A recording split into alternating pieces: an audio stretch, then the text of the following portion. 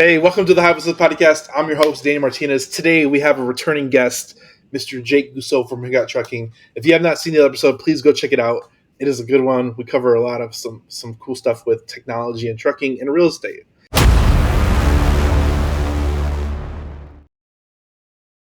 So if you have not seen it, please go check it out. I also have my returning co-host, Mr. Kyle Thompson.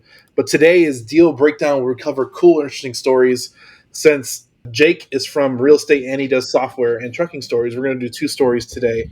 So what is your real estate story? Then we'll cover a trucking story. Real estate story. What do you want in terms of interesting from a real estate perspective? I mean, it could be like title problems. It could be, I mean, you got a lot of commercial real estate experience. I'm sure I can come up with if you want some. I've got some funny ones. So I kind of cut my teeth in, we'll call them class, D and C retail properties in Miami, right? Okay. And that was trial by fire.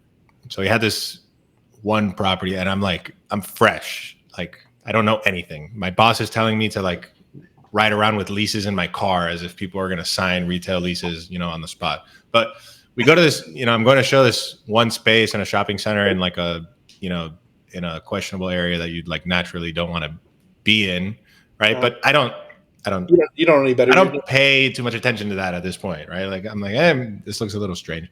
So we get into the space. I meet the prospect there, and first of all, the space is pitch black, and it's got a bunch of different little offices, right? It's a retail shopping center, but it's like an office space.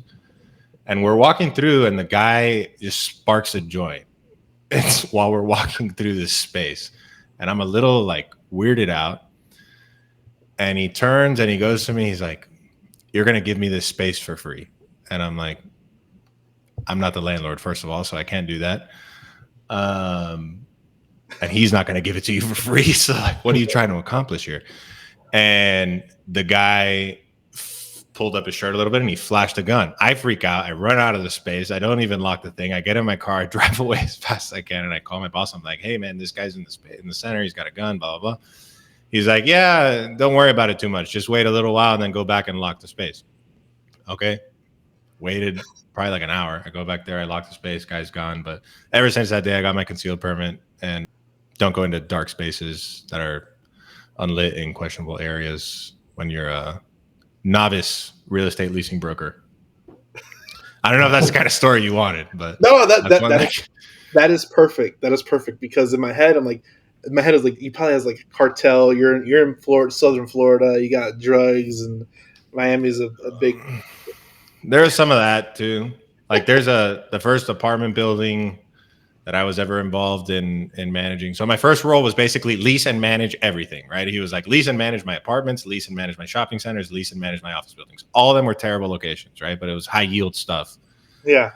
And the first apartment building, the same thing. I mean, cops there all the time. Now in retrospect, it was like a traditional, value add apartment play when those could still be had in South Florida. So he bought these things. He started evicting a bunch of people that were delinquent and late payers. And I was the guy that had to go and, meet the sheriff and, drag the stuff out of this, which was really rough to see. But I got to see some crazy stuff. Guys pulled, weapons. One time a cop found a grenade. Drugs. I mean, everything. And I learned a lot. I mean, trial by fire, truly, with that guy. That's true. You're in a tough business. That was a tough business, right? I mean, property management is a tough business, especially if you're in a competitive market down here. I was working for a guy that owned and operated these things, but if you're a property manager down here, it's really competitive. And if you're managing some of these properties that are, tough, I would say, I mean, it's almost impossible. You're working on 5-6% management fee to deal with things like that. I don't know how people do it, to be honest with you. It's the toughest business. That's crazy. Welcome to Property Management Lesson 101. Yeah. Yeah. Don't give your cell phone out. If you're an aspiring property manager, never give out your cell phone. What's funny is you said I'm not a property manager anymore. I'm not a property manager anymore. Called me Call me, text me. Call me, text me. You didn't learn. All right, let's talk about your trucking story. So if you didn't listen to the episode, Jake is a property manager software. It's property management software, and we sell it. We do not manage any facilities. Property management software for truck drivers. So he has some funny truck drivers. It's property management software for truck parking yard operators, right? But he Landlords, services truck real drivers. estate guys. He's real estate guys, right?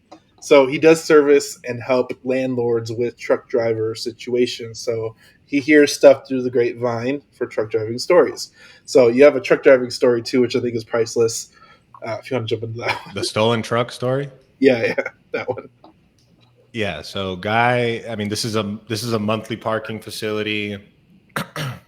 One of the drivers, not to our knowledge, but he leaves, he left the country. He had left his truck in the yard. It was unhooked, just a bobtail. He left his keys in the truck, and the truck unlocked for weeks. We found this out later, but he had left it for weeks. Truck gets stolen. Driver calls our office, gets a hold of me. He's like, "What are you going to do about my truck being stolen?" I was like, first of all, we don't manage property, so don't call me. That would be step one. Second of all, what do you want me to do about a stolen truck? You left the keys inside and it was unlocked. That thing's halfway to, on a container to South America somewhere. I have no idea where this thing is going. Call your insurance company. But then you find out, you can't tell your insurance company that you left the keys in the truck because they're going to deny. So he no longer parks in our customer's yard. I'm sure you filled it quickly though. Yes. These trucking is a rough business, and people that go into owner operators, that hundreds of them, thousands of them go into trucking as a business for themselves annually, and hundreds and thousands of them get out of business of trucking annually. So it's a high churn turnover for every aspect of the business. It's high churn. I mean, you got to protect that asset. I mean, those things are hundreds of thousands of dollars. Like our customers all have some form of security in the yard, but how can you expect someone to cover you if you leave the keys in the truck and the truck unlocked for weeks? It's not like you did it overnight. Like you were coming right back. I mean, you left it there for weeks. It's insane. So that's one story.